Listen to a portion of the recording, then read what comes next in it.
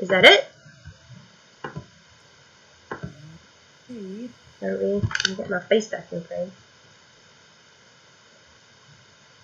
Well, it's weird because it's saying, when I see it in the list of our videos, it's saying live, but then when I click on it, I don't see anything.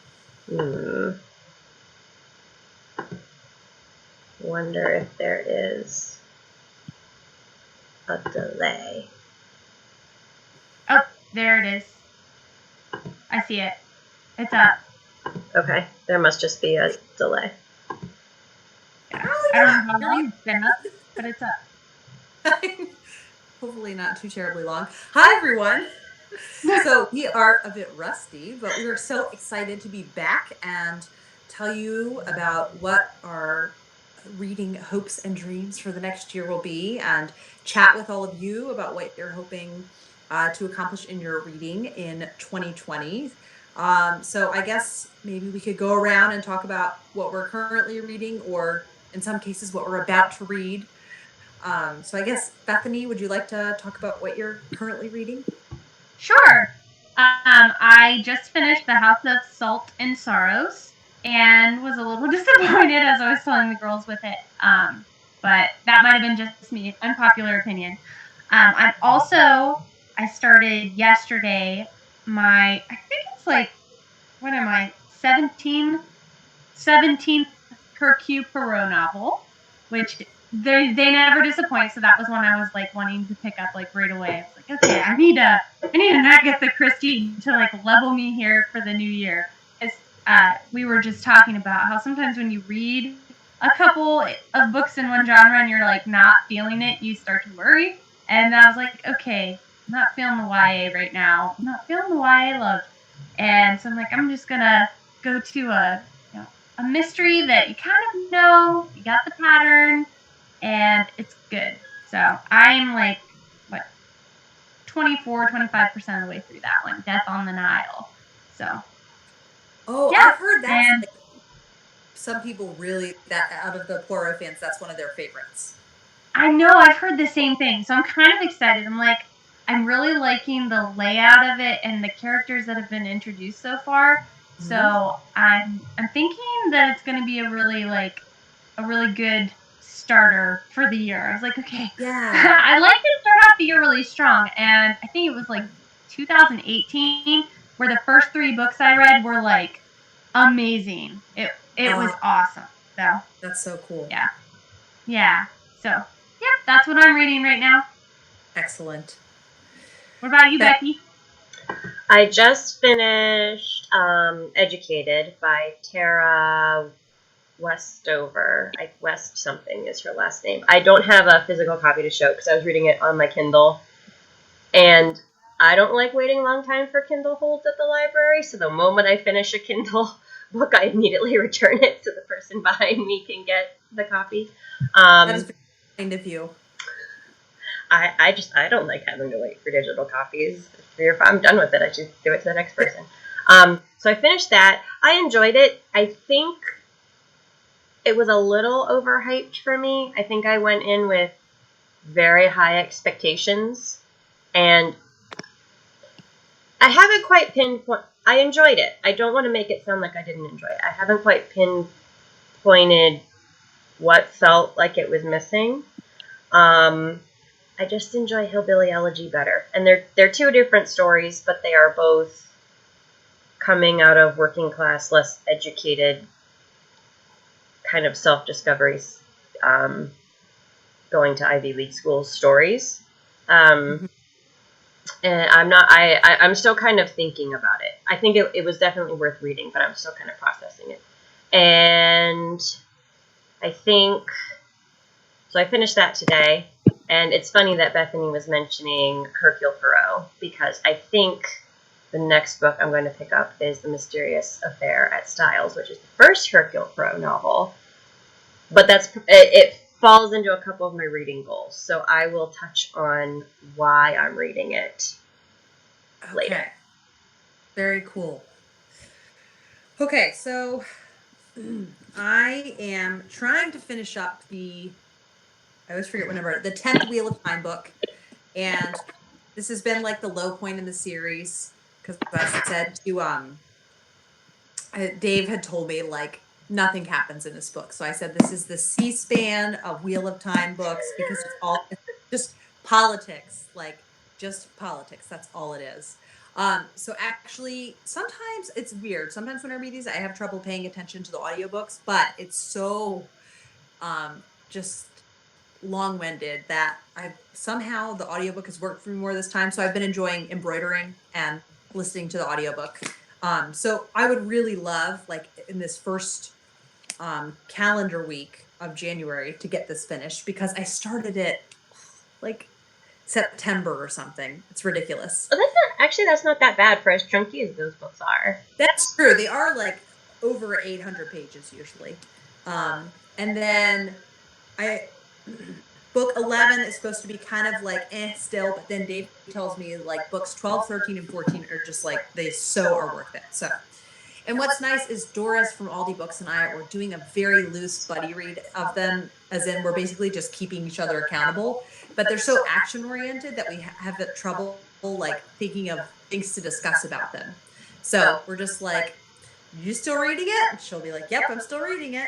Although she's way ahead of me. And then the other one that I'm reading is for the first like read along most Victorian that I'm hosting. Wait, that's a lie. The second read along most Victorian I'm hosting is Romola by George Eliot. And I went into this really intimidated because I've heard this is a harder one. But I think now, since this is my 5th George Eliot, I'm more practiced at reading her. And so this is definitely denser than Adam Bede. There's lots of philosophical discussions. This is the first book I've ever read set in Renaissance Florence, so I'm very like enamored with that setting. And it's in 1492, so I'm like, oh, Columbus! Like, I always remember that, the rhyme they teach you in elementary school. So there's a lot of interesting things happening in the world at the time. So when there are the chapters with like the philosophical discussions, I kind of just like speed read through those just to like get through them. And then I'm really savoring the other parts. So I'm pleased that I think I'm used enough to George Eliot that when she goes off into her philosophical tangents, that are referencing a lot of things I don't know about, I'm just like, okay, I'd like hit the ground running with that. But then the other parts I really, really enjoy. So yeah, Romola, and then Tito, which is a great name for like a male lead. So I'm like already very invested in them. I'm only 130 pages. So I'm trying to read 3 pages a day. And then trying to clean up some more of my currently reading. An Elizabeth George mystery, Missing Joseph. So this is the Inspector Lindley series. Yes. Okay. This is like a really literary series, and he is a lord, but he doesn't want to like live the like house party life. He wants to have a day job. So he's an inspector, and they're just written so beautifully. And so it's an interesting mystery in that there's no question about how someone died, and there's no question about who gave them what they died with, but it's a question of, was it an accident or not? Yes. So it's, as always with the Lindleys, it's like a very, very deep character study, and I'm just very much in the mood for it. Yes. So I'm pretty pleased with everything that I'm reading, and I'll be especially pleased when I finish Crossroads of Twilight. I feel like I talk about the Wheel of Time series like it's so long, but then I keep reading it, so like overall I do enjoy it. I make it like homework or something. So, but I keep coming back. But you will feel so accomplished when you finish them. Really will. It's like a very iconic fantasy series, so that'll just be great to be like, I read it. And Dave read it, so it is kind of like, it's cool. I do always get to, in the moment, be like, oh my goodness, and this happened, and he'll talk with me about it.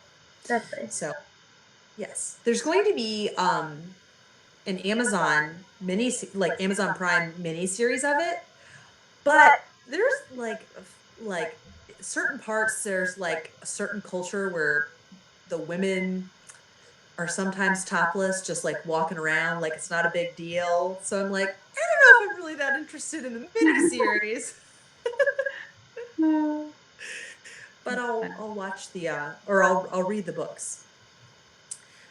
Okay, so now the discussion part that we're very excited about. We're going to talk about our 2020 reading goals. And yeah, it's fun to make these. It's fun to kind of challenge yourself or think about what you were missing in the last year that you think you need again this year, or you need for the first time this year. So maybe we could just go around one goal at a time and talk about our goals. So maybe Bethany, you could start us off. Okay, so this one's going to be like a little bit of, what do you call it, pop quizzy feeling for you two, because it's almost two of my goals, but I'm like merging them into one. I want to read a book, and this is something I want to commit to, like whatever you suggest. One book recommended by Kate, one book recommended by Becky. I do feel like I'm on a game show. No pressure. I knew you would. I was like, oh no, Becky's gonna be like, and I mean, you don't have to answer it now. You can think about it. I'm not gonna like make you guys feel like, oh no, I have to come up with something off the top of my head right now, because that's super distracting. But that is one of my goals, and we have a whole year, so yeah. My tablet. But I don't like procrastinating, so I'm gonna take this very seriously. Okay, well then, Becky, I'm gonna make it even more stressful. I want to do the same thing. Okay. Should I just do it too, so that all three of us do it? But the problem is, I know what book Kate would pick for me. If you don't, and that's okay. Even if you know. If you did not want Wives and Daughters, I would not pick it for you. Oh my gosh, Wives and Daughters. I was like, wait, what book would that be? Wives and Daughters. Although I'm thinking, well, I'll get to that in a sec. Maybe I don't know. Maybe I could read North and South. We'll see. We'll be thinking about this as we. Yes. Oh, this would be fun too. Anyway, that's something you can come back to, but that is one of my reading goals is, get to at least one book recommended by Kate, one book recommended by Becky, and, commit to reading them. Like, I will read those books. I won't just be like, oh, it's a book suggestion. I'm going to read them. We are assigning something to you. Any other boundaries or guidelines, page length, genre? No. Open fields. Okay. Yeah. I guess that's not really that helpful, is it? Well, sorry. You guys could choose out of any book. Maybe just something I haven't read before. So. Yeah. I kind of assumed. Yeah. Read Anne of Green Gables again. Oh, that's easy. Too easy. That's fine. Okay. Yeah. So that's one of my reading goals. So what about you, Becky? Oh, well, that was such a really good one. I feel like mine are going to be super anticlimactic. Which do I want to talk about first? Okay. So this is partially a 2020 goal, but I don't plan on doing all of it in 2020. I shall explain. So as Bethany mentioned earlier, I should probably put this on myself so people can see that I'm talking. You are. So, as Bethany mentioned, like Hercule Poirot are just like very comfort reads, palate cleansers for her. I've read several Agatha Christie novels and I really enjoy them, but I read a lot of them out of order. And I wasn't totally sure which ones some I remember reading and some I'm like, I can't remember if I've read that one or not. So in my reading journal, I wrote down all of her novels, not her short story collections, and grouped them in order of publication date and like which character. Ooh. To eventually read all the Agatha Christie novels. I'm not going to do all of it in 2020, but I'm very interested in minimally reading The Mysterious Affair at Styles and a couple more of the early Hercule Poirot novels because they were written in the 1920s.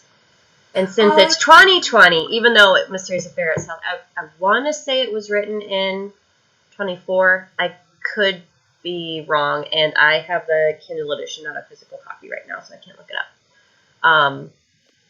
But I was thinking reading a book that's almost a century old with the knowledge that it's almost a century old would be kind of cool. And I also thought it would be fun to see the progression of her novels. I was counting up. I'm pretty sure I've actually read more Miss Marple than I have Hercule Poirot.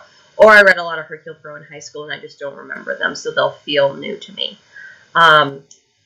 So I haven't decided if I want to read all of her 20s mysteries in 2020, or how many that would be. I haven't quite added them all up yet, but I at least want to read like minimum 3 written in the 20s this year. So very cool. Yes. Now, are you also including her Mary Westmacott books? No. Okay. So no. Written under Agatha Christie, because those are not quite mysteries. So all of her. Okay. Yes. Cool. And I'm not including her plays like Mousetrap, and not her short story collections. I read a couple of those in high school or college. That's a lie. I think I included one Miss Marple short story collection because I remembered it's at a dinner party, and I think each person at the dinner party tells a mystery and tries to have Miss Marple solve it. So they're short stories, but they're all collected together. Yes. I think that's how it goes. I could be wrong. But the short story collections, I was like, that's just going to be a whole lot. I'll just write down the novels and keep track of what novels I've read and focus on the 20s ones. So. That's really cool. Fun. Okay. Let me get the other paper ready, because there's I had written down the whole list of them, but then more specifics. To the viewers who are wondering why I keep looking down and working on a crochet project, so if you are a crafter and you want to break out your needles or a hook or whatever, you're welcome to join me. Okay. I'm going to be partaking in Natalie from The Curious Reader. She's doing a year-long nonfiction challenge. And she's calling it The Curious Adventure, which I think is very fun.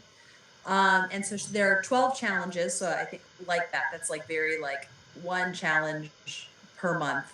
Although a couple of them I will pair up.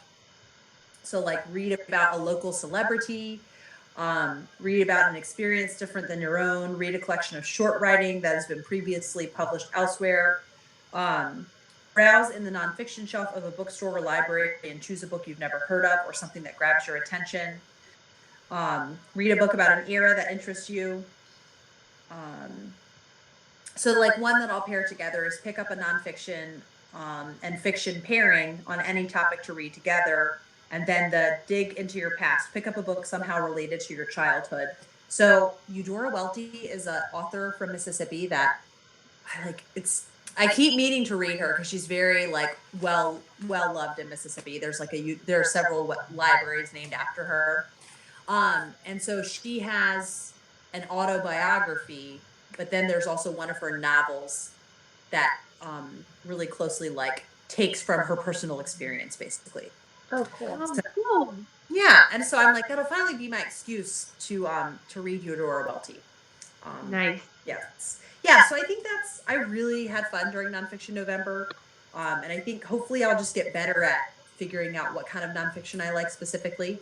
And just want to make more of an effort to have that in my reading year. And I feel like if I include that variety, maybe reading slumps won't happen as often. I don't know. So yes, that's my first one. Oh, it's about me again. We got read a book of poetry. That's another one of my goals. I love poetry. I used to write a lot of poetry, actually. Again, that's something I need to get back to. Becky's been like, you need to write. And I'm like, yes, I do. Thank you. I do actually need to write. And so I've made some goals for myself with writing, but so that's not a lot of my reading poetry. It's not something I do a lot or read a lot of anymore. So I want to kind of get back into that mindset, because I really appreciate poetry when I do read it, but I just really haven't picked up anything in a long time. So probably start with some Edgar Allan Poe, because he's always been one of my absolute favorites. I always appreciate the bells and the raven. So I thought, okay, read a book of poetry, get kind of back into falling in love with poetry again because I don't know, it's like the English language and all the words and the rhyme scheme is always something that like I'm just like, oh, I just love this. I love it. I just eat it up. So that's one of my goals because I really haven't. I haven't like sought out new poetry. Haven't even picked up any old poetry either, like of stuff that I've already read. So it's been a while. Yeah. Very cool. I love that. Yeah. Are we to Kate? Or to you? No, you. We are to me. Okay. So my next one is a little on the longer side. So should I do a longer one, or Kate, do you want to go? Go for it. I get slightly weirdly. So last year I had wanted to do a reading out of my comfort zone, and I realized that just saying reading out of my comfort zone was way too broad, and you have to actually research books out of your comfort zone, and when they're out of your comfort zone, you're not like super motivated to read them. So I decided that in this year, I would pick specific titles that I keep saying I'm going to read, but keep putting off. So like books that I've said, oh, I want to read this for Victober, and then I put it off because it's long, or because the author intimidates me. Or, oh, I want to read this translated book, but since it's from another culture and I'm narrow-minded and pretty much only read American and British novels, I haven't wanted to pick it up. So I decided to do 20 in 2020. I'm definitely going with the 20s theme this year. Nice. So I have 20 titles that I picked that I am going to make a solid effort to read in 2020. Are you going to tell us the titles? I can tell you. They are not in any particular order. I literally was just going through my shelves and was like, oh yeah, I bought that like 3 years ago and haven't read it yet. I think it's good not to have a particular order, so then you still feel like you sort of have some freedom. Yes. So because I knew if I ranked them, like first I'm reading this, then I'd feel boxed in. Yes. And I wanted to read it while I was in the mood. Also, I found if I have titles ahead of time, I get more excited anticipating the book than I do when it's like, oh, I need something to fill this category. Start Googling books that fill this category. Yes. So I was kind of playing mind games with myself. Also, in my reading journal, I went with an Art Deco theme. So I spent a lot of time on... I love it so much. I spent a lot of time on Pinterest and found bullet journal blocks. So anyway, we have my 20 and 2020 are Vanity Fair, because I got it for 2 Christmases ago and I haven't read it yet. Uncle Tom's Cabin, because I don't... Iconic. Yes. I've never read it, and the politics and influence of the book intimidates me because it was so influential that I've been hesitant to pick it up. 20,000 Leagues Under the Sea, because I loved Around the World in 80 Days, so I want to read another Jules Verne. A Mysterious Affair at Styles for my Agatha Christie in the 20s. The Brothers Karamazov, because Russian literature terrifies me. I'll read it with you. Oh, okay. You haven't read it? No. Okay. I really enjoy Anton Chekhov's plays. And that's about the extent of my Russian literature experience. So to actually dive into a full novel is intimidating, but I want to do it. The Complete Calvin and Hobbes. Yay! Because my husband got it for me. He found it used like right before my birthday one year. So he just bought it and brought it home and was like, here's your early birthday present. And it's one of those things I keep meaning to read. And I've read pages here and there, but I've never actually like sat down and read through Calvin and Hobbes. And now we have this little table for oversized books. So my plan is if I just leave it out, open at the page that I'm reading on, then every couple days I can go through and just like read a couple pages and then set it aside and not feel as though I've got this huge collection on my nightstand all the time. So, Complete Calvin and Hobbes, Dr. Thorne, because I keep putting that one off. My Cousin Rachel by Daphne du Maurier. The Tenant of Wildfell Hall, because it's a Bronte I haven't read yet, and for some reason I've put it off the last 2 Victobers. I haven't gotten to it, and I was like, that needs to change. The Catcher in the Rye, which I do not anticipate enjoying, but I keep stumbling upon more contemporary works that reference it. And so I would really like to have the background, and it seems influential. So I want to read that. The Three Musketeers, because French literature intimidates me, and Victor Hugo's just so scary. But I did The Count of Monte Cristo and survived, so I thought maybe I could do The Three Musketeers. We shall see. Greek myths, because I feel like Bible, Shakespeare, and Greek myths are the three big things that you need to truly appreciate literature. And I do not particularly enjoy Greek myths, but my husband does. So I have... Didn't C.S. Lewis write, oh gosh. What did I just read it, Till We Have Faces. Yes. Isn't that a Greek myth retold? Yes, and I read that for my book club, and John was like so into it, and I'm like, I'm totally lost. I've got no clue what the original Greek story is. Yeah, I didn't either. I had never read the original Greek story either, but I'm like, oh, that might be a good like gateway into it, because I read it, and I read it with a book group, which was very helpful, so we could have discussions with it. But anyway, this is the book that my husband read. Not this edition, not this like physical copy. We don't know where the original is, but this is essentially the book that my husband grew up reading as a child. It is meant for children, but it's fairly long and in-depth, and it has pictures, and it's still... I mean, the Greek myths aren't exactly pretty stories. They're a little rough around the edges, and it has some of the roughness still in here. So I was like, I'm going to read a children's book. Maybe it's more middle grade. But I'm going to read a children's book on Greek myths. So I can say I've read Greek myths, but not be diving into the really ancient stuff that seems super terrifying. And I keep saying I'm going to read this book, and I've put it off for many years. And this is the year I need to overcome my fear and just do it. So. Oh, by the way, Anna says hi and says she loves Calvin and Hobbes, but she did not enjoy Catcher in the Rye. Okay. Unfortunately. Several people who have similar tastes to me have told me they don't enjoy Catcher in the Rye, but I just feel like I need to read it. And if I don't like it, I'll DNF it.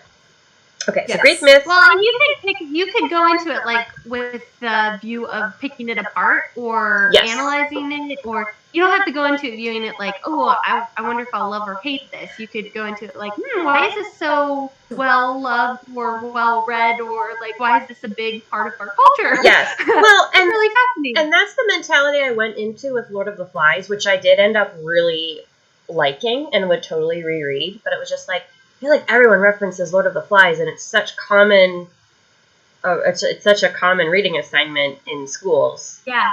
That I was just like, I need to see what it's about. Like, I just anyway. So that's kind of I'm going into Catcher the Rye more for. I just want to see, because I don't know a whole lot about it. It's like I just want to see what it's about and what its influence.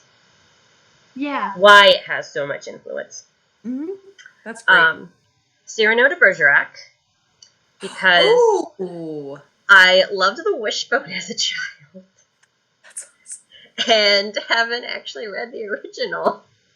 And I kind of want to work through some of the books that were on Wishbone and then go back and watch the Wishbone episodes. Oh, yeah. Because I'm... Olivetta Book Olive's BookTube videos on them. Oh, yeah? She's doing a series on Wishbone episodes after she reads the classic novel. Oh, my gosh! I did not know this. I need to go find them. That's so fun. Done Pride and Prejudice. Oh, man. I can't remember any of the other ones that she's done. But my only experience with Cyrano de Bergerac is the Steve Martin Roxanne movie. Oh, I have not seen this. It's like, I think you would watch it and be like, this is exactly what I thought it would be. It's fun, but it's, yeah. So. Also, it was by a French author, and as I said before, French and Russian authors just really scare me. But the play was written... I actually forget when it was written, but I feel like I looked it up and it wasn't as old as I thought it was going to be. So, Faust.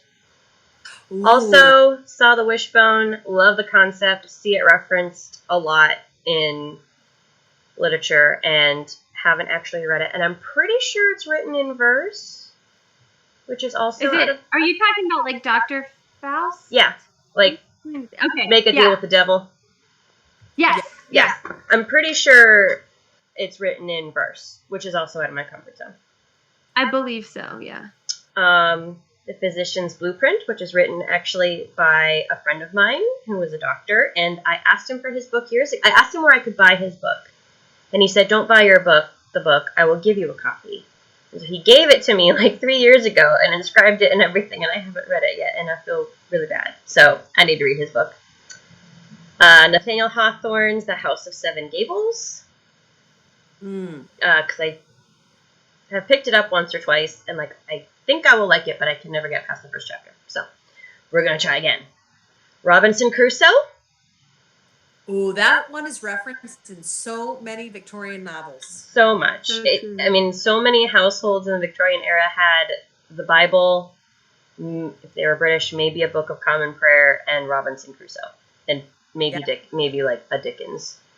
Yes. Maybe. I've read selections from Robinson Crusoe, but I've never actually read the whole novel. Yes. And I flipped through it, I think last spring, and I was surprised, at least just flipping through it, the language did not seem as hard as I anticipated, even though it's older. So, we will see. The Postman Always Rings Twice, just to get out of my comfort zone with mysteries. Is that Patricia Highsmith? I want to say James somebody, but I'm totally drawing a blank. I don't think I have it in here with me. That name is like such a good title. I know that there was a film adaptation, but I've put off watching the film because I feel like I need to read the book first. Yeah. A Picture of Dorian Gray. Because I've read Oscar Wilde's plays, but not actually any of his novels. Oh, Becky, I think you'll really enjoy that. Okay. I've heard people who have similar taste to me. I've heard some people love it and some people don't, so I'm very curious. Postman Always Rings Twice was written by James M. Cain. Oh, okay. I was waiting. Yes. And then, if you saw on Instagram, I was asking which Jane Austen novel I should read this year, and Persuasion won. So number 20 will be Persuasion. What a list! Long list. That's my main goal, is to get through those 20 in 2020. And right now I'm super excited to read all of them. We'll see when June rolls around how motivated I'm feeling, but that is my goal. And once I have a list, I like to complete it. So yes, we shall see. Oh, very cool. Okay. My next one is reading. I'm confused about which goal I should talk about next, but I'll do. So I started out. I was going to do a 20 in 2020 thing where I would grab 20 books off my shelves that like I already owned, and then I ended up grabbing 47. So I'm just calling it my TBR stack. So I won't even go through the list because that's 47 books. And I don't have the list written down. I filmed a video, which like I'll be putting up eventually. As of now, I'm like very excited about the stack, and there's some books I'm like, oh, I really, really have wanted to read that for years. So like you said, Becky, we'll see how I feel about it in June. Now, what I've done actually though with my stack is what Leanne from Literary Diversions does. I don't know if you've seen her stack at TBRs, but she does. You either have to read it or DNF it, so she can't skip ahead. So I did order the stack in a manner of, I think in this season I'll want to read this one's. I think in this season I'll want to read these. Okay. Gotcha. So I'm giving myself less freedom, but I did it kind of, I think I'll be in this mood then. And I was strategic with the stacking. Like I didn't put a bunch of chunkers in a row. Mm-hmm. So just the one that comes to mind that I'm really excited about is, have you heard of James Michener?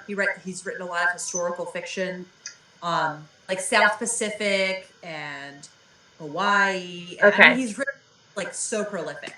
So I, like my favorite kind of book to read is a trade paperback. And so every time I saw him, it was either a big honking hardback that I'm like, that weighs probably like 10 pounds, or it was a little mass market paperback that would like break my pinkies. So I finally happened upon a trade paperback, and it's Chesapeake. So it is 400 years in New England. I think So I've heard of this one, but I didn't know anything about it.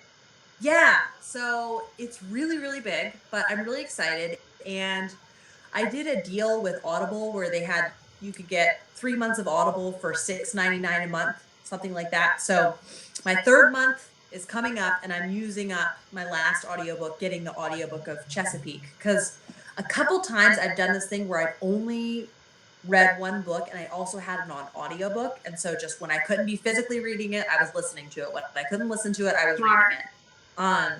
So I think that's a way that we're really, because I'm really like, his books are really big, but he keeps coming up on so many people's book lists.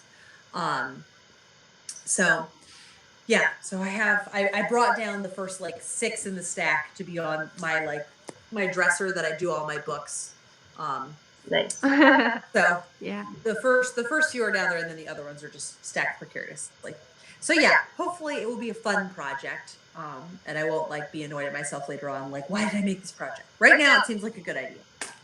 Nice. I think it's smart that you kind of staggered them and like tried to. It sounds as though you were trying to pace yourself. I think that will help. Yes, yeah, that's my hope. So, and I don't think there are any Victorian books in there because I know I'll be making time for those anyway. So it's kind of the other ones that I haven't made time for.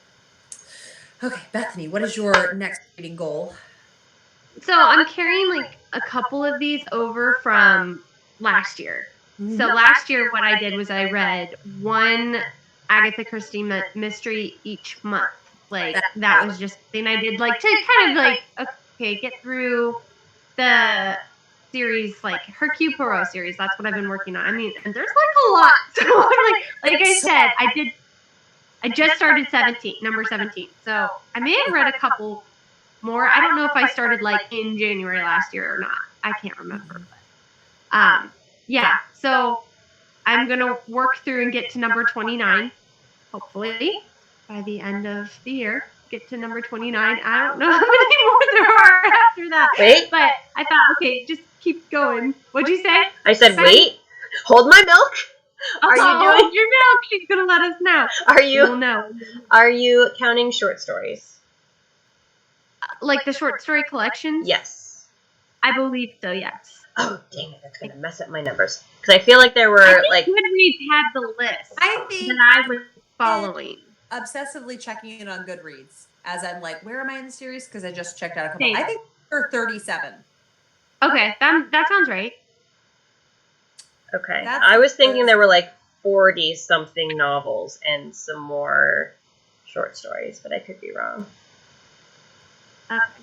Yeah, because I think I've been going through and I'd had a couple of the short story collections. I know. I think it was last year's Christmas. There was a short story collection that I was reading that was all about Hercule Poirot. So I'm pretty sure I've been reading most of them. Maybe not all of them, the short story ones. Okay. I could see skipping those. But I've been trying to follow the one Goodreads list I found. So Okay. and I know I have at least one of his short story collections. I'm not sure how many there are. Okay. Yeah. Well, according to Goodreads, It's tricky. 71 works. Like on Goodreads, it does that. Like they'll number it like one of the Flavia Deluxe books. I thought it was a book, but it was actually just like a short story. Oh, it's like a but .5. Yes. Yeah. It's weird. I was like, what is this? This isn't that long. Yes. What is this? What is this strange thing? But I read it. Okay, I guess it counts as a book. And then there were a couple that Goodreads will have. It was like a play that Agatha Christie wrote that years later was later novelized by a different author. Mm-hmm. That sometimes Goodreads will count and sometimes it doesn't. Yeah, it's a very strange So the list I'm looking at says 71 works, 41 primary works. But I'm seeing a play here that's included in that. Hercule Poirot only? Yes. Oh my goodness, 70? Are you sure?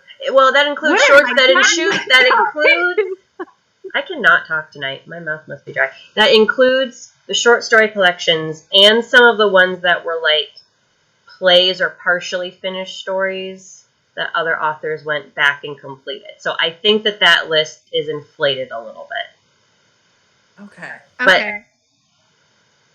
I'm like thinking, where was the list I was pulling from? I don't remember there being 70. I think I would have been like, I'm good. Yeah, because it has this one. Gonna be in my goal. This one is listed as number 7, Black Coffee, a mystery play in 3 acts. I haven't read that. If it was a play, I didn't read it. Looks like it was a play, and then later the play was published, but I don't think it was ever actually a novel. So I read some of them out of order too, which doesn't really affect the experience. But. No, because the series is out of order. Yeah. But I've been trying to follow the one. Okay, yeah. Wow, yeah, it just keeps going. I guess I just don't scroll down far enough. I just assume, oh, it's probably almost done. Like, I'm at 17. How many more could there possibly be? Wow. Okay. But yeah, I'm gonna probably stick to mostly the novels and kind of steer clear the short stories and plays and stuff. Because Can you imagine writing the same character for like, even guessing conservatively, like 60 something novels? That's why she got tired of him. That's a lot. He's spending all your time he's a with great character. Don't get me wrong. He's fantastic. He's a great character, but that's a lot of stories. That's a lot of time. That's a lot. Anyway, And sorry, my curiosity struck me. I didn't mean to. Oh, that's fine. All right, Becky. You're fine. What is your next goal? I really only have one more, and I don't want to steal your thunder. So, just the Louisa May 2020 that you are hosting. I did not read Little Women in December because I read it like a year ago, and I thought that to reread it would feel too close. So I'm tabling that. But I read the biography that you had. Yes, I did. I really enjoyed it, and it got me more excited for her other books. So we'll at least try to read her other books, and then I will decide if I want to revisit Little Women maybe at the end of the year. Yes. The only thing about reading that biography before me reading like any of the other books is I was like, spoiler, whenever you would go into plots. Yes. So I like try to like scan until like he wasn't talking about the plot anymore. I did the same thing where I'm like, oh, we're back to work. Okay, scan. And the whole thing about, we aren't reading it, but Moods, which was her first published novel, it looked like I read more than I wanted to about the plot, because then she republished it years later with like a totally different ending. Mm-hmm. Oh my gosh. Yeah, like I think like certain characters died that hadn't died like in the first edition or vice versa. Yeah, it looked intense. So, yes. Yeah, I'm excited for that one. I'm excited for Louisa May 2020. Okay. Yeah. Becky. So, you know how you were like talking about reading out of your comfort zone? Yes. And so I like that idea, but again, kind of how you said, it's a little too vague. And so I was like, oh, I know what I'm going to do. And I wanted to do the like read around the world thing last year. And then I tried to read the Odyssey and it just all went to pot quickly. So I'm like, I feel like to be more cohesive in my goal. So I am going to be working on French literature. Oh, that sounds so scary. It's so scary. Okay, so I was thinking about hosting a French literature club like on my booktube, but I'm like, I feel like I have enough projects I'm doing, and it might feel like homework if I add another thing. So just my quick list is, and this is like, I would be really happy if I read 6 by the end of the year, but I would be astoundingly happy if I read 12 by the end of the year. So do you have 12 on your list? I do. Okay. So, Around the World in 80 Days by Jules Verne, The Hunchback of Notre Dame, Beauty and the Beast, which is by Gabrielle Suzanne Villeneuve. Yes, I've got it up on my shelf. You have it on your shelf? Yes, I do. And it doesn't look that long, so I was like, oh, that's a good one to pick. Therese Raquin by Emile Zola. Oh, this is a great title. Tartuffe the Bourgeois. Or The Bourgeois Gentleman by Molière. And Molière is like an author I've heard a lot about. The Red and the Black by Stendhal. Cousin Bets by Honoré de Balzac, which I don't know if you watched my library haul, but I found Yes, I did. Oxford World Classics like version of it. Oh, Bethany, you'll be happy. The Flowers of Evil by Baudelaire. Ooh. Listen, like you're already so cultured just reading this list. You're right. I feel so much more cultured already. Right? Just pronouncing the names. You're doing so good. Oh, we don't have any French people watching, I don't think. I don't think so. George Sand is an author that it really intrigues me, and another female author that went by a George. So Indiana, I'm going to try.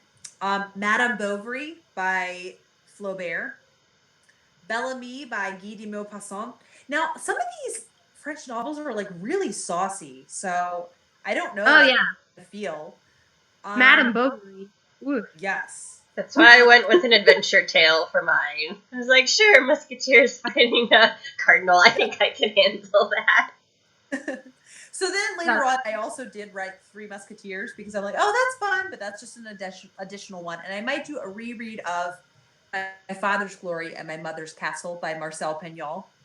Or somebody commented on my library haul saying another Pagnol book that they really liked, and the library had it. So I really, really like him. And he's a more modern French author, but he just writes really like pastoral and sentimental books.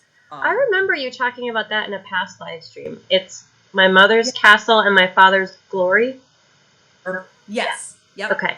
I'll have to add that to my list because I know you've talked about that before and you really enjoyed it. All right, that's my book I picked for you. You could. I mean, that would make it easy. There you go. That's my book I picked for you. Oh, and heck, I just picked it for you too, Bethany. Okay, cool. Great.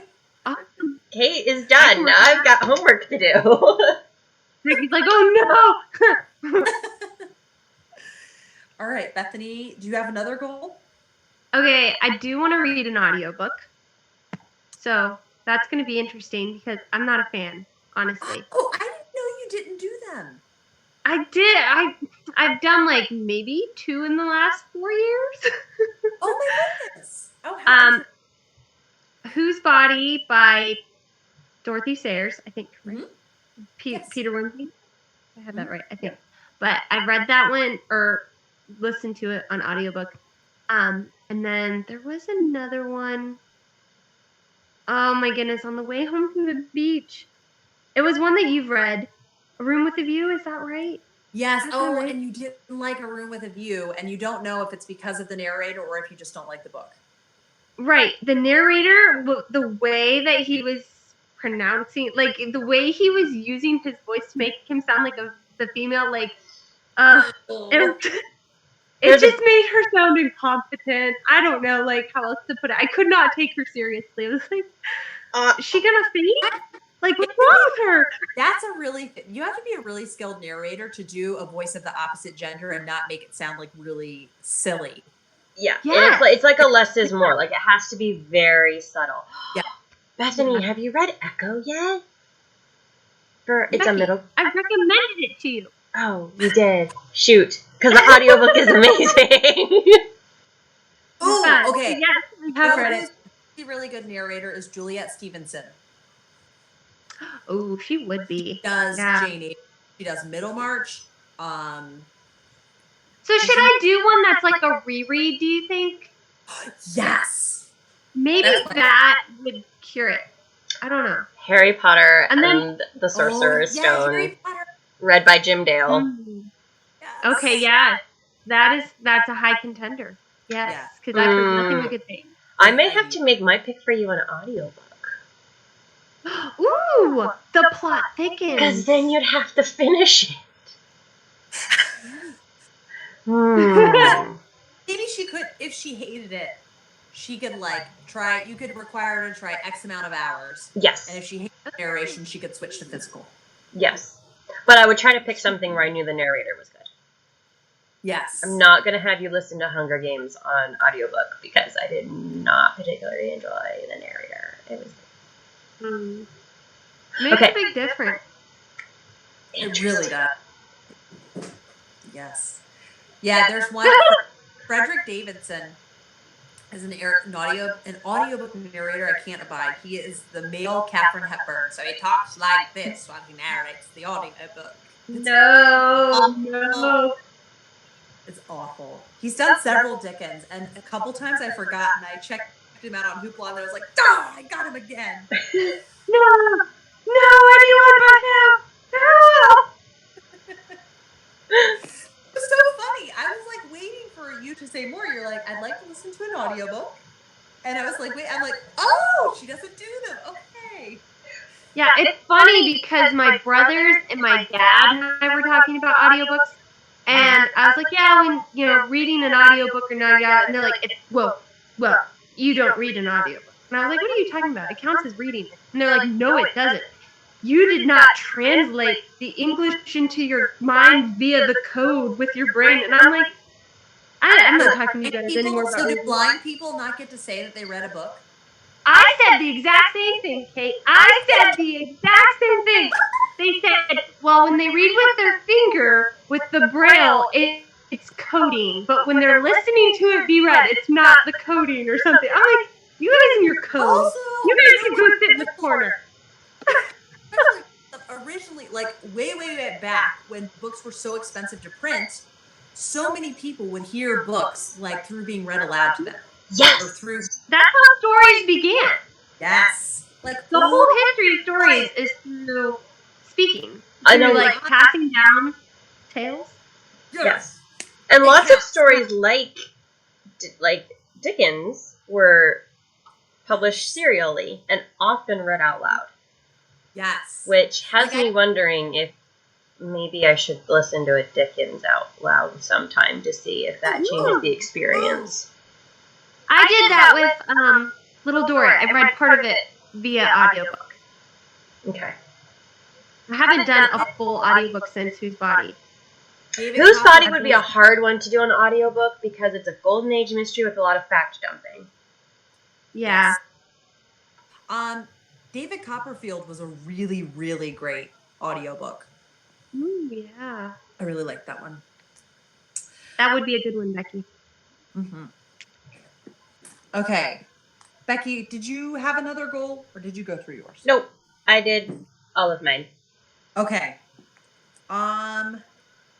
Let's see. What was I want to try to do minimum of one reread a month. Nice. Yes. Although I'd love to do more. It's this reading that we feel like we aren't entitled to do. Right. Yeah, I was going to ask what your motivation behind that is. Yeah. Yeah. Like, no, that's too much of a treat. Like, that's too much of a good thing. So, tonight, Wives and Daughters, I'm starting it again. Yay! Yay! That's a great start. Since I've read it. Did you see Joanna's comment? I can't see comments, so you guys are going to have to tell me. She said, go sit in a corner. Love that, Bethany. Because I told my brothers and dad, go sit in a corner. You're not allowed to have an opinion on audiobooks anymore. Oh, I just realized my thing that a revelation I had today. I was like, what if my rereads, I just worked on them right before bed. I read a chapter out of the book that I was rereading. I feel like I would get through a lot that way. Nice. You would. This is really long, and I could read it in a month if I just did a chapter before bed each night. Okay, let's see what else. I'll just go through rapid fire. What was it? Oh, I want to try to read actually 2 nonfiction a month. One regular and then one Christian nonfiction. There's so much good Christian writing out there, and I just haven't been. And looking around on Hoopla, there are actually a lot of Christian audiobooks. Yes. Yeah, and so I'm like, what? I find that my days go better when I don't start immediately with social media, which shocker. Right. And so it's been really nice. During November, I did this a couple times, and then I checked out, by J.I. Packer. Is it Knowing God? I think it's Oh, Knowing. that sounds right. I think that's right. I'm having a brain fart, but Yeah. And Dave had told me before he'd read somewhere that one of the ways that people can most easily wake up, like become less like sleepy, is to hear a human voice. And so it's a really great way to start the day. Just put that on when I'm really groggy, but I can still like listen to it and then gradually wake up. It's like such a great way to start the day. interesting. Okay, Kate, I think I may have a book recommendation for you, but it's going to come with a caveat. Okay. Okay. Well, only because I'm taking my time reading it, so I have not finished it yet myself, and I'm trying to see if I have it on the shelf in here. But a book that I've slowly been working through this year is called No Little Women, and I want to say the author's name is Amy Bird spelled with a Y, I think. That's the author's name. I think the book is in the other room. But it's a Christian nonfiction, and her whole argument is there should be no little women in the church, meaning women have just as much right to study theology as men, and women should be challenged as to what they're studying and what they're reading, and kind of elevate their standard to help strengthen the church. So each chapter is like, I've been going through it super slowly because there's a lot to unpack. So I'll like read a chapter and be like, oh my goodness, I have a lot to think about. And then I'll like put it down and be a little intimidated by it. But each time I pick it up, I've been really enjoying it. So it comes with a caveat because I haven't finished the whole book myself. So I can't say that like 100% I agree with everything yet because I haven't read the whole book. But what I've read so far is very thought-provoking. And she also hosts a podcast that John listens to frequently. Oh, really? Yes, she does. Oh, no, it sounds great. Yes. It sounds like maybe I'll just order a copy and slowly chip away at it. Yes. Like you. And then when you're caught up to wherever I'm at, we could like buddy read it. Yeah. So, No Little Women. And I will get back to you on the author's name. But when we're done live streaming, I can send you a picture of my copy so you know what it looks like. Okay. Okay. Cool. That's my recommendation for Kate. Yay! By the way, now Rainey commented. She said, "Oh gosh, I lost track of time. Here now." So Rainey's watching. Yay! Hi, Rainey.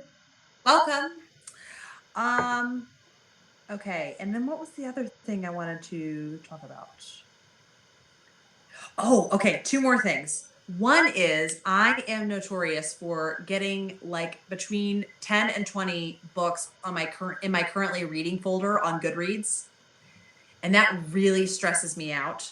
And so my goal is to try to keep it closer down to 5. 5 am I currently reading? Because that's still like 1 read aloud to Peter, an audiobook, and 3 physical books on the go. Yeah. So so that would be my goal. So right now I'm at like 16 or 17. So Wheel of Time and the Elizabeth George mystery have been in my currently reading folder since last year. So those would be 2 that I would be able to get out of there. Yes. So, okay. And then the other, this is not a reading goal, but it's something I'll be documenting like on my YouTube channel. I want to watch all of Frank Capra's films. Nice. Yes. Yeah. Because I was just thinking like before, so I'll be repeating myself for Becky. So sorry, Becky. But okay. Before I've been like, I want to go through all of Hitchcock's films. Like they're so well done. And it's weird because as I've gotten older, I've become a lot more sensitive to like suspenseful, scary movies. And so before I used to love Shadow of a Doubt. And then I watched it a couple of years ago and I just felt like so like just sad and drained after watching it. And so I'm like, why torture myself? And I just happened to watch A Pocket Full of Miracles, which was labeled as a Christmas movie. It's not a Christmas movie, but it was very good. And then I'm like, why don't I watch all his films? That would be a really fun project. And he's so like the American dream, Yes. like type director. And I just feel really like all like, what do I want to say? All just like filled up after watching his movies. So that'll be a fun project. And I think at some point in the year he has an autobiography, and I think I would want to Like watch. film or like a documentary He wrote- or like a book. Yeah, a book. Okay. Yes. I'm looking up a list of his films because I know I've seen several and really enjoyed them. The ones that I'm making an exception for are like he did some like war, like serve our troops, like help our boys, like type things. Oh, like sponsored propaganda films during the war? Yeah. Okay. Yeah. So I won't be doing those. But okay. And he has some silent films, so The Miracle Woman. John and I have the Criterion Collection streaming service because we're nerds and we want to watch old movies, and they had a Barbara Stanwyck collection, and he directed some of her films. So Yeah. Miracle Woman, like I've seen It's a Wonderful Life, but I was like, I saw one of his earlier films. What was it? Miracle Woman. That was very thought-provoking. I enjoyed that. Okay. Barbara Stanwyck, I really like her. I don't really like this in Connecticut, but I really like her. I love her. Yes. I agree. I saw Christmas in Connecticut the first time this year, and it was like only because she was in it. Yes. Isn't that a great movie? Oh, Jessica That's like my Mom favorite. is watching. She says she loves that goal, and she has such a hard time finding old movies. And I wish more were on streaming services like Amazon Prime. Criterion Collection. It's awesome. Highly recommend. A month? How much is it a month? We actually did the pre-signing up where like you got a discount if you sign up for a whole year. So I think for us, it was like $90 a year, but I forget if ours was like $80 because we signed up before, or if $90 was the promotion. But it ends up being less than $10 a month. Yeah. And cool. Which for us was worth it because we were going down to the indie theater and actually buying movie tickets when old movies were in town. Oh. Which was fun, but when movie tickets are more than $10, it's like we can only go so often. So, and Criterion Collection, the streaming service, tells you when movies are leaving like a month ahead of time. So they'll put up collections and they'll be like, this is leaving like the end of January. So it's not like, oh, I wanted to watch this and then you don't get to it. The people who designed it wanted you to feel as though you could potentially watch everything that they have up at a given time. That's cool. Now, the one thing I wonder is there were a couple of his earlier films that I couldn't find anywhere. Like they aren't on DVD. You can't like rent it on YouTube, and the library, obviously doesn't have them. Yeah. So I want to search around on the Criterion Collection to see if maybe they would have some of those. Maybe. I wonder too, depending on how old they are, some of them may be in the public domain. So I wonder if someplace, because I wonder if some, like if Gutenberg Project or some other websites that collect public domain films, if they would have some of them. Like I know for a long time It's a Wonderful Life was in the public domain, which is why it aired every Christmas, because it was cheap to play. Yeah. So hold on a second. The boys are crazy. So yes, I have had a very positive experience with the Criterion Collection. And they'll do whole sets. So like if something was released as a DVD set, they will include the additional documentary footage, which if you're a film nerd, is really cool. Yeah. That's awesome. Everyone else is like Disney Plus, and I'm like, it's fun, but we don't have Disney Plus for like we can't do all the streaming services. We'll do Criterion Collection. It came with our phone service for like I think it's like a couple months or a year. I don't know. It's like free for a little while because of our phone service is. Oh, okay. But I'm not like, oh yes, life without Disney Plus would be horrible. It's kind of like, that's cool. You could access some of the older Disney movies that you haven't seen in a really long time. Like, what was it? Did we used to watch The Rescuers Down Under when we were kids? My brothers like Rescuers Down Under. I like Rescuers. We're talking about Disney Plus now, Rescuers. which I do not have, but Rescuers. I was telling Bethany, I'm Yeah. enough of a nerd that like everyone's freaking out about Disney Plus, and I'm like, the Criterion Collection's really cool too. It has Harold Lloyd silent movies, and they're really fun. I'm gonna wait. I'm gonna do my free trial of Disney Plus when they have the new reboot of Lizzie McGuire up. Oh, yeah. Yes. Smart. That is one thing I'm super curious about. Yes. Oh, Jessica Wisconsin Mom says, never heard of Criterion. Thanks for the heads up. I fell hard for Korean TV this year and pay $5-ish a month for that service, but I will look into this. Yeah, Disney Plus. I heard one of my friends like texted me the day she got it. She's like, this is so overwhelming. There's so much on here. I was really surprised how much I saw lists of like what they had on there, and because they keep so much stuff in the vault, I was actually really surprised how much they released all at once. Yeah. Yes. Although Well, I mean, Disney, they never do things by halves. I know they do not have some of Annette Funicello's movies on there. I looked, so it's not totally complete. But does the Criterion Collection have Annette Funicello films? No, I would be surprised if they could get the licensing to do that. They tend to do more classic or influential films. Yeah. And it's cool because sometimes they'll do things by director or by actress. So like the Barbara Stanwyck collection, and they'll do a bunch of her films. Or they may have had a Frank Capra collection at one point too. It totally seems like something they would do. Yeah. Anyway, I will stop rambling about it. That's my little plug. It's not sponsored. I'm just enjoying it. So, but I think that's a fantastic. And Kate, if you find some new films of yours of his that you enjoy, you'll have to let me know, and I will see if I can watch them. I will. Yeah. Well, I would recommend A Pocket Full of Miracles, and it's on YouTube, just on there. Okay. Now, what's crazy is then I was looking through his backlog, and it's like he redid one of his old films when he did Pocket Full of Miracles.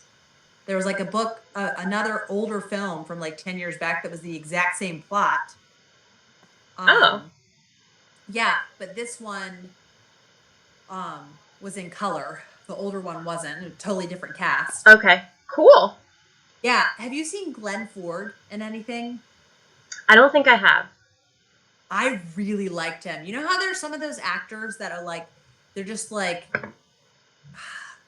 exude masculinity, like they're just super like, I'm a dude, but they're like gentlemanly at the same time. Clark Gable. Yeah, Clark Gable. Who's another one I was Cary thinking? Grant. Cary Grant. Maybe? George Clooney. I kind of think Oh, so. yeah. So yeah, he's totally in that category. I really liked him. It's kind of like a meandering type film. But I still really enjoyed it. Just, there's like a magic to old films. Yes. Oh, yeah. I think if you expect, okay, this is an older film, the pacing's going to feel different, the acting's going to be different, the cinematography will be different. If you don't, it's just it's apples and oranges comparing it to current films. So I think if you just go into it knowing this is how the film was at this time, then you're fine. Yes. I think people who like period dramas might have an easier time watching older movies also. That's also quite possible. Yeah. Which actually, I don't watch that many period dramas now that I think about it. Which is surprising. It seems like the kind of thing that I would do, but I don't really do it. We all have our things. Yeah. Maybe when, I feel like you talked about one time you really enjoyed watching when you weren't feeling well, the BBC Pride and Prejudice. I watched that whole thing in one sitting. Oh, and listen, so you know how I watched it on New Year's Eve? Yes. I love it so much that then, like, the next day I said to Dave, it's so good. I honestly wouldn't mind watching it again today. And he's like, I was thinking the same thing too. But we didn't because we didn't want to ruin it. Right. It's so good. Do you have, so you have the Frank Capra goal. Do you have any other reading goals this year, Kate? I want to read Mark Twain. Just to say you've read Mark Twain, or is there something that prompted this? Just to say I read Mark Twain. I think, like, he's such a, like, classic American author. Yes. And I haven't read a single blessed thing from him. Me either. My husband and I listened to Tom Sawyer this summer. We were going to be in the car for a while, and we're like, what's something we could both listen to? And we settled on Tom Sawyer. And I mean, Tom Sawyer's a naughty little boy, but every story is just so iconic. From the getting lost in the caves to the whitewashing of the fence to his crush on Becky, like all of it is just, I was actually surprised how many of the vignettes I was familiar with, even though I'd never actually sat down and read through Tom Sawyer. It really is a big piece of Americana. It so is. Also, I think maybe did that movie with Jonathan Taylor Thomas that came out when we were kids. Oh, I didn't actually see it, but I remember seeing trailers for it. Was it called Huck? Or maybe it was just called, I can't remember if it was Huck or Tom and Huck. Something like that. Something like that, yeah. But that had all those scenes you're naming. I'm like, oh, that's how I know about them from the movie. But although the whitewashing the fence, I feel like is pretty like saturated into our culture. Yes. And like redone in different ways. Yes. Anyway, it felt, even though it was my first time reading it, it felt very nostalgic because it's just so seeped in American culture. Yes. Anyway. Yeah. Oh, the whitewashing the fence thing, it kind of makes me think of, it's like reverse psychology. And so my sister-in-law was telling me about, she had, her nephews had a Buzz and a Woody toy, and they would fight over who would get Buzz and who would get Woody, and they both liked Buzz better. And so they would alternate nights. So one night, the younger brother had the brilliant idea. He got stuck with Woody that night. And as they're laying in bed, he's like, I love my Buzz doll. I love him so much. And the brother's like, you don't have Buzz. You have Woody. And he's like, I just love my Buzz doll. Like, totally riling him up. And he wouldn't back down. Kids are so smart. They are. Don't underestimate them. Like, the stuff that they can come up with is impressive. Bethany, did you have any other reading goals for this upcoming year? It's just following through with last year's goal of reading like a classic each month, although I'd like to add more like American literature. Like, will like Cather? Is that how you say it? She almost made my 20 in 2020. I would like to dabble in her this year as well. Yeah. So definitely want to do a little more of that.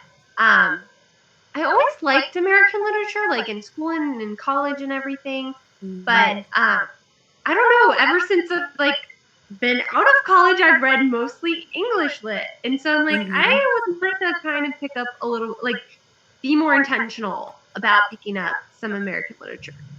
Like, okay, I'm gonna read Willa Cather this month, or I'm gonna read Mark Twain this month. I don't know. Mark Twain scares me. I don't know why.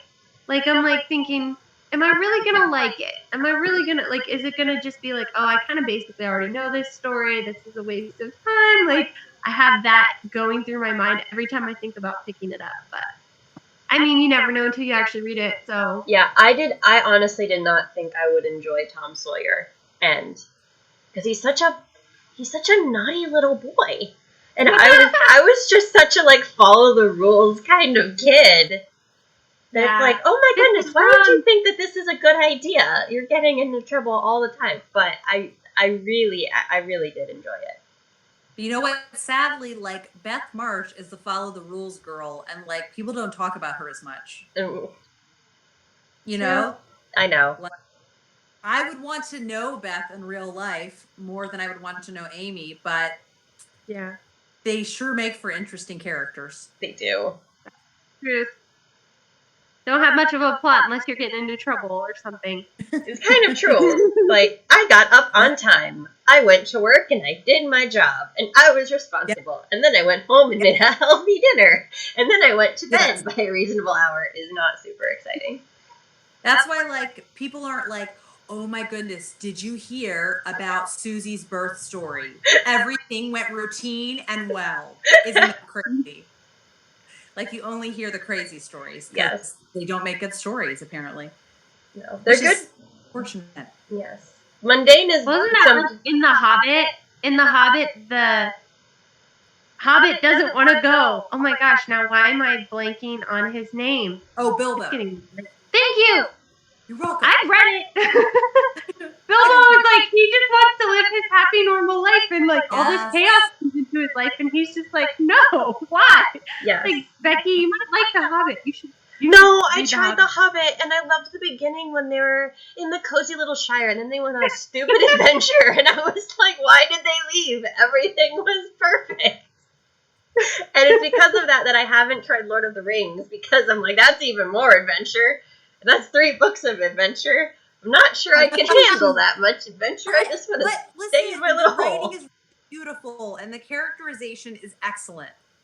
Oh, it's such a good book. I need to reread that one. That's Somebody okay. That's assigned actually, I'm definitely rereading those this year. And because Krista at Books and Jams is hosting a Lord of the Readathon. I saw that. Yes. So I'm actually joining in. Because maybe also, I should join that. You should join that. Oh, that's also those audiobooks. Since I did the deal with Audible, like the membership, they also had like at one point 50% off. So I was like, okay, I'm using some Christmas money on like 50% off Lord of the Rings audiobooks. Nice. Yeah, my husband recently listened to a couple of them for a book club. I was in the room, so I can say the narrator was good, but I did not listen to the story. I was like, I'm going in another room and reading my own book. Thank you. They're like, the narrator's so good, Bethany. And that would be like a wonderful reread, like wintertime. Yeah. Yes. So I wanted to show you, here's our cute little copy of The Hobbit. Isn't that so cute? I love it. My copy is really pretty. I'm trying to think of where it's at. I recently moved, for those who don't know, and so I've got like books everywhere. The normal spot where I can automatically look and be like, that's where that book is. That's where that book is. It's all chaos. I'm like, here's my copy of The Hobbit. Oh no, I see it. I see it.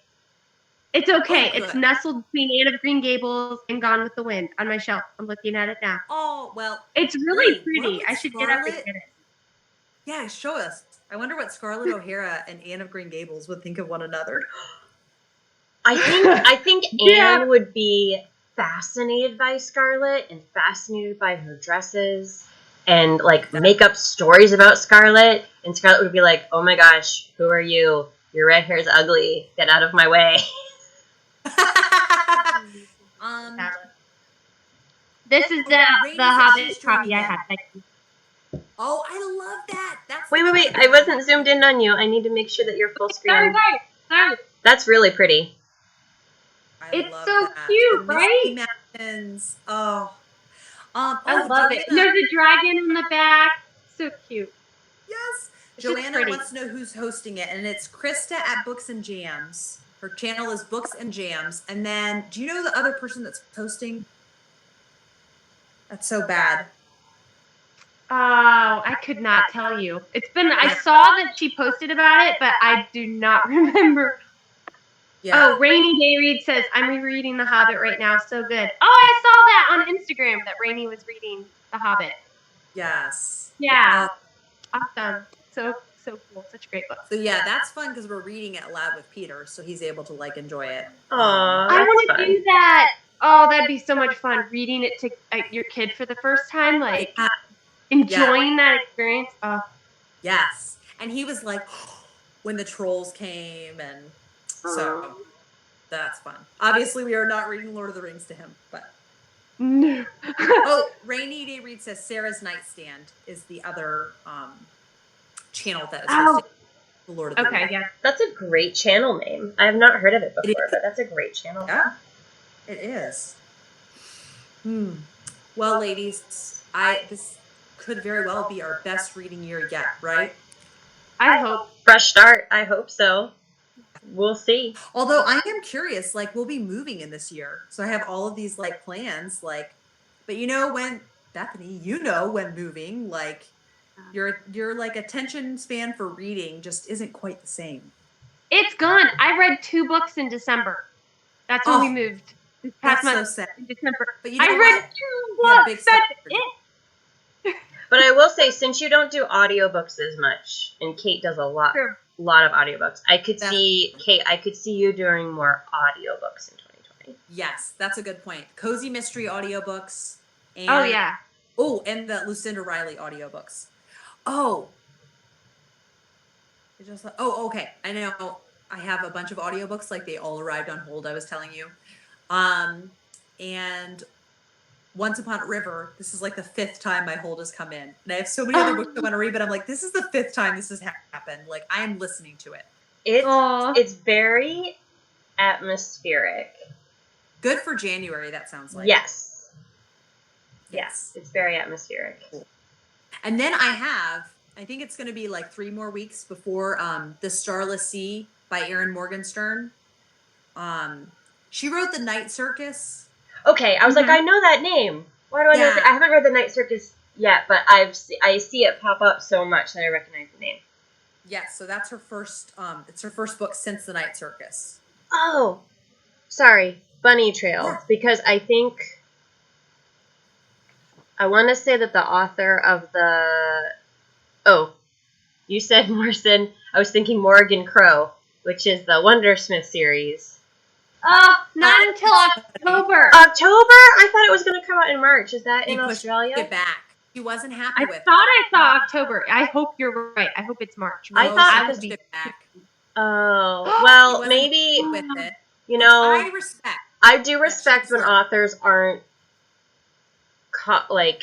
when they want to work on their book more. Yes. Especially books that become, like, a popular series, because Yes. I could see a publisher, like, wanting an author to crank out a book a year, and I like when authors don't want to sacrifice the quality. But she said, like, the world really grows in this year, and she felt like she hadn't. Yeah, I know. So actually, I didn't enjoy the second one as much. Oh, I like the second one better than the first one, actually. That's what I've heard so many people say. I like the second one too. You like, yeah.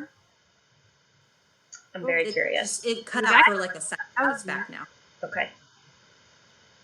It's August. Okay. The publication date.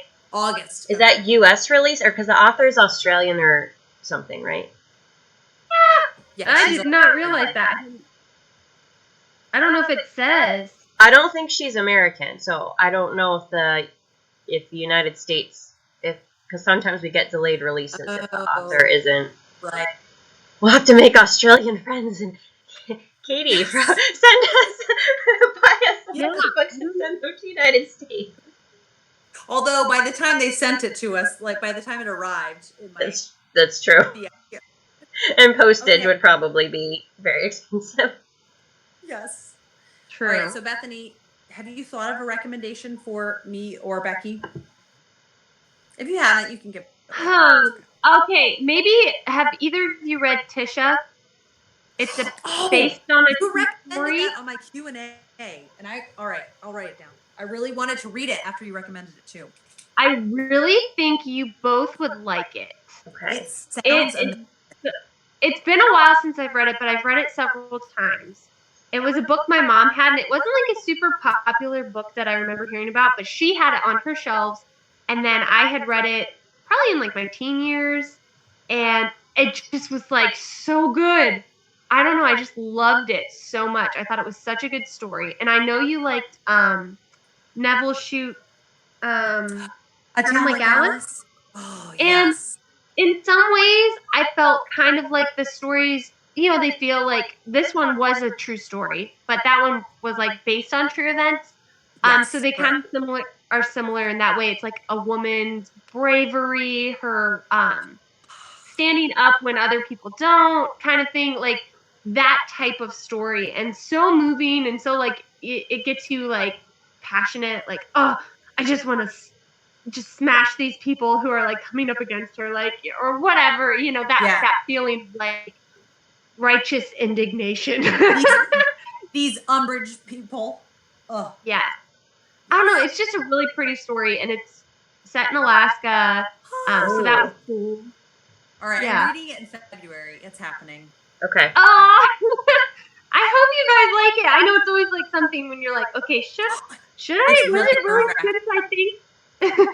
Okay. Yeah. Was it as good as I thought? Bethany, for your audiobook. Okay. I need to write these down. What was your recommendation, Kate? You'll have to My like text it Mother's to me. Glory and My Mother's Castle by Marcel Pagnol. Okay, I don't know how to spell his name, but I could look up the book Yeah. title. Pagnol is how his last name is spelled. Okay. And if you really have trouble accessing a copy and you don't feel like buying it, I could mail you my copy and you can Okay. read it and then mail it to Becky. Do round robin. Yeah, there you go. Pass it around. Sisterhood of the Traveling Book. It's beautiful. It's so beautiful, and it's set in Provence, and it's beautiful. Oh, it looks really good. I've never actually like heard of it before. Movies totally do them justice as well. So if you feel like you're willing to read some subtitles and watch a French film, I definitely recommend them. Awesome. Thanks. You're welcome. All right, Becky. Okay. Sorry. I just didn't Bethany, want to lose track of Kate. I'm Before torn we went between on. two. Uh-oh. Because, This is audio. well, and one is longer and one is shorter, but I think the longer one you might enjoy the experience of more. So I'm thinking you should either do Lord of the Rings or Harry Potter and the Sorcerer's Stone, because you've read them both before, but it's been a little while. But I feel like if you have trouble paying attention or miss it a little bit, you'll be familiar enough with the story. They both have fantastic narrators. And even though I haven't listened to the whole thing, I'm pretty sure that all the song parts in Lord of the Rings are actually sung. Wow. And the little bit that I heard, the author did he just has a really nice voice. So I'm tempted to say Lord of the Rings, but it's long. Okay. And since you're not a huge audiobook reader, I'm a little hesitant to give you a super long one. But I also feel like you would enjoy it. Unless you'd rather have the shorter. You could sleep on it and then give me your. You could sleep on it and give me your final. Yeah, well, it's either gonna be Lord of the Rings or Sorcerer's Stone. Kate, do you want to weigh in? I mean, I agree with everything you were saying. Like, I agree with everything you're saying. Maybe also, Bethany, you could go on Audible and listen to samples of both. Yes. Okay. See what you The think. only thing that has me hesitant about Harry Potter is you read the series and loved it so much, and that was only a couple years ago. And I know that listening to it can be a totally different experience. And I listened to them first. So I'm wondering if part of my nostalgia for the Harry Potter audiobooks is because that's how I first experienced them.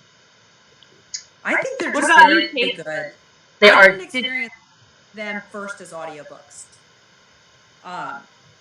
You read them first with I read them first. Physical books. And then I've done the audiobook, like here and there I've done the audiobooks, and they're just really, really good. And you know what, honestly too, the nice thing about an audiobook reread is I speed it up more than I would a new book. Yes. So like I got through the first two. I couldn't believe how quickly I got through the first two. But then again, those are the shorter ones. Yes. Yeah, I think they're both great. They're both great picks. Okay, I'm just gonna say Lord of the Rings, even though just because other people are reading it. But I will. The Fellowship of the Ring. Whichever one comes first. I haven't read them, and I haven't actually seen the movies either. Like, I know I'm that person. But listen, this is amazing for when you finally read them, Becky. Well, also I read them. Like I know what hobbits are, and I know that the elves are like very glowy, but I don't really know much about the story. I'm very well insulated, so that's okay. Yeah, so no spoilers. So like I don't really know what, because my husband has made me watch the making of where they talk about the costuming. I think because I sew, he was like, maybe if I get her excited about the costume, she'll watch the movies with me. And I was like, no. Oh, the movies are good. My favorite is The Two Towers. Okay. I love. What? It's the second one. Okay, listen. I have a very special bond with that movie because there's a couple scenes with the orcs that, I mean, I was a teenager when we were watching these movies, me and my brothers, that we would like quote the orcs all the time. And I don't know, it's just got a special place in my heart. And the Ents. Love the Ents. Oh my gosh. She's like, no, Two Towers is awful. Oh, and I think, well, because, okay, here's the thing. Fellowship of the Ring at least starts out happy, okay? And Return of the King ends happy, whereas Two Towers is like doom, doom, doom. is Two Okay, Towers may like I the remind Empire you- Strikes Back of Lord of the Rings? And that's my favorite of the Star Wars It's my movies. favorite of the Empire Star Strikes Wars Back. movies. But I know some people... Okay, listen. Well, that's different. That's different because it's the most fun out of the three original. Like, True. this. Okay. Anyway, Okay. As so... a teenager, I was into like the gloomy, the dark, the poetry. Like, Yeah. how sad Yeah. can I be so I can draw? It says she read Harry Potter first as well, physical books, and then she still loves the audiobooks. Okay. I think I don't know. I have a sense in my gut that you should do whatever the first Lord of the Rings book is. And I will say do like 6 hours. I know that they're long. So I would say by 6 hours in, if you're not feeling it, then you can stop. And then you should try Harry Potter. And if you can't do Harry Potter, then you should just admit that audiobooks are not your thing. Touche. 6 hours, Bethany, will probably get you through the whole Council of Elrond chapter, which is... Oh my gosh. I remember reading that and being like, because my older brother was the one who was like pushing me to read the Lord of the Rings. Because obviously I'd seen the movies. Like, I had an older brother, a younger brother, and then a bunch of their friends who were also guys and obsessed with Lord of the Rings. Like, everybody was. So, of course, it was just all around me. But my older brother read them every year. He would just read the trilogy over and over and over again. He That's what my loved father them. So, did every year. yeah. He's like, you need to read these. And I'm like, all right, okay, I'll read them. You know, They're like amazing. Yeah, they're epic. So I was like, that's cool. People use But he's the word epic all the time. Like, they overuse That's it, true. but No. they are epic. Yeah. Those Lord of the are Rings like is- actually epic. Yes. Yeah. Because people Definitely. like eat an amazing sandwich and they'll be like, it was epic. Like, Well, some sandwiches. Okay, I'm a huge sandwich person. I can't talk about sandwiches. We'll have to talk about cereal or something a little lower on my love. okay, Here, that's like- true. You know what? I did have Rabbit Trail. I did have a very good burger today. I have Christmas money, and so I told Dave, I was like, the boys were eating lunch. I was like, I'm gonna make you really happy. After they take a nap, I'm gonna go pick us up burgers. And he was like, ah. So I went to the local bar that you can get like burgers to go, and I got a gorgonzola burger. Yum. Yes! And then I got a bacon and cheese burger, and I cut them in half so we could each have. Oh. I just stopped talking about them. Now I'm hungry. Oh, Bree Hill says hi. Hi, Bree. So yeah, it is an hour earlier where Bree is, so it's Yeah. harder to be here at 7:30 her time. Yes. Yeah. Oh, yeah. Well, that's why we definitely. leave these up, so you can Yeah. watch them at your leisure.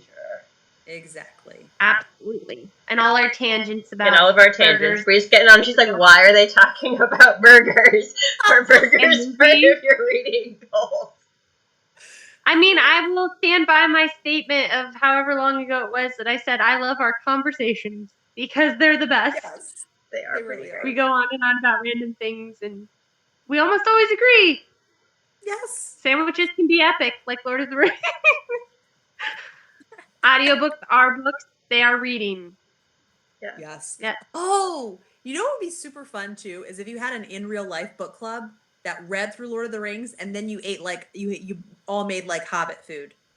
Oh, it'd be so awesome. Be like, Like Oh, grilled yeah. dinner party sausages. book club. Yes. Yeah. Oh, that's another like side goal of mine. My brother-in-law is amazing, and he drew my name for Christmas, and he got me the Book Lovers Cookbook. So I want to start cooking. I never work through cookbooks. I kind of have my same few go-to recipes. So, but I would like to at least make a handful of recipes out of the Book Lovers Cookbook. You'll have to, the live shows that we do throughout the year, you'll have to tell us about, like, which ones you made. Yes. There are some tarts inspired by Jane Eyre that I would like to try.